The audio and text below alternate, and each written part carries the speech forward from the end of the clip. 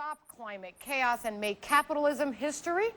All right, while parts of London are in lockdown, bankers are told to dress down. No suits, no ties, no pinstripes. Currency analyst and strategist Keith Miller has been keeping watch on the demonstrations right in the heart of the financial district in East London. We showed you the street view. How about now the on top of the building view? He joins me now by phone. Keith, tell me what you're seeing from where you are and what the mood is in these financial buildings, these banks, among bankers and financial workers today. Hello, hi, good afternoon. Yeah, well, we're stuck in a building here right on the corner of Gracechurch Street, which is one of the busiest streets in the city.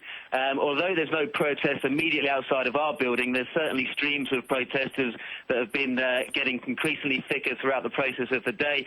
The climate camp, which is one of the camp you were just being shown earlier, is one of the more peaceful protesters just down the road from us.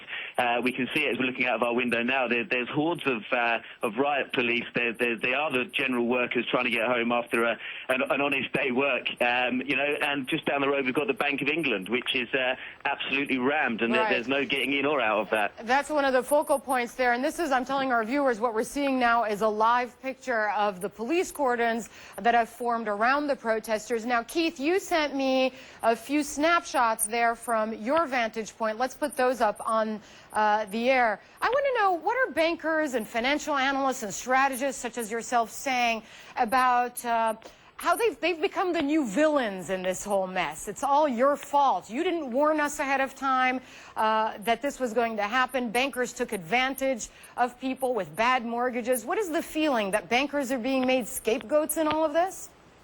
There is that feeling to a certain extent. I think the people that really caused this problem, the hierarchy is right up at the very top, and they're probably the people that aren't going to be anywhere near their offices today. I mean, we've only seen in the news recently a particular RBS boss that's being hounded now, and it's these people that have caused this problem. The real people on the street, the likes of you and I, that are just trying to do a day's work and trying to earn some money so we can make a living. It seems to be us that are taking the real brunt of it, and essentially days like today, risking our lives to come to work. Mm-hmm. Why did you come into work today knowing there were going to be all these protests?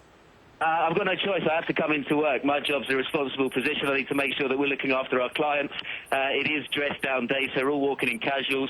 We have got stepped up security in and around the building, as most people have. Some of our colleagues are working from home if they're able to, but most of the people on the ground running with this thing, they've got to be at their desks, they've got to be speaking to clients on the telephone. I have no choice.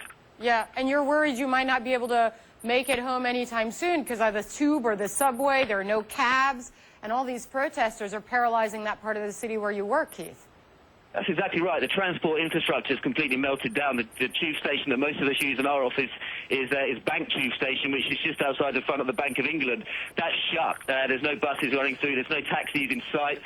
All of the four major stations around us, Cannon Street, Moorgate, London Bridge and Liverpool Street, are hosting huge protests. So I think although the protest seems to have been relatively peaceful up until now, I think if there is going to be a problem, it's going to be rush hour, when there's literally tens of thousands of people trying to make their way home from their day of work, and they're going to be faced hostilities by thousands of protesters, rightly or wrongly being here. All right, Keith Miller, really appreciate it there. We have both views, all angles. Keith Miller from Corporate FX, he's a financial and currency strategist, speaking to us there from his place of employment, right in the heart of the City of London.